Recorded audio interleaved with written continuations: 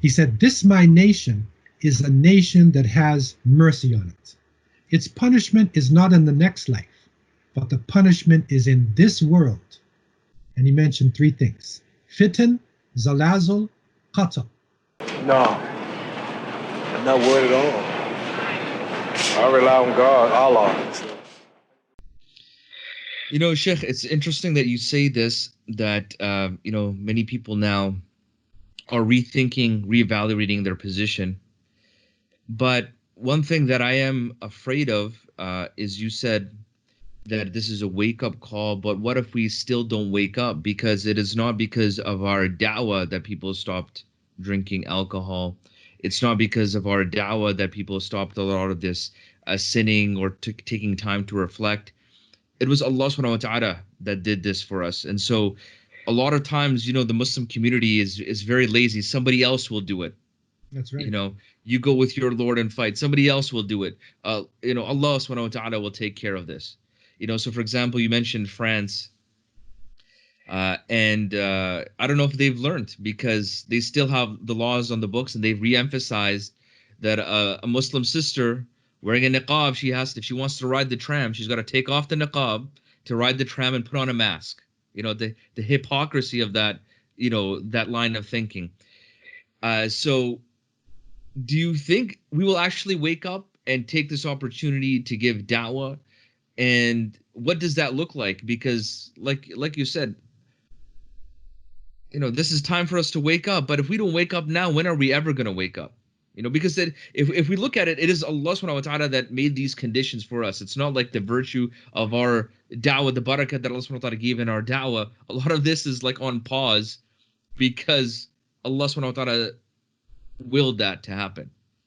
That there's a hadith of the Prophet ﷺ, which has been so important to me to try to understand why these things are happening to us. And this hadith I found in Abu Dawud, and the Prophet ﷺ said, "Ummati hadihi ummatun marhuma, laysa alayha adabun fil akhirah, adabuha fil dunya, al-fitan wa zalazil al-qatl." He said, "This my nation is a nation that has mercy on it. Its punishment is not in the next life, but the punishment is in this world." And he mentioned three things: fitan, zalazil, qatl. Fitan is the plural of fitna, and that is a trial, a tribulation, a gray area. I mean, what could be a bigger fitna than the COVID-19 and what is going on? Fitna. The second is zalazil, that's earthquakes. And that can refer to natural catastrophes. And the third is qatl, which is murder, genocide. And so this has happened to us in the past. It's actually a mercy to us because we have mercy upon us. It's going to hit us in this life. It's a wake-up call. And we have to survive out of this. We have to come out of this. It's not going to happen right away, because many Muslims are still living good, especially in the West.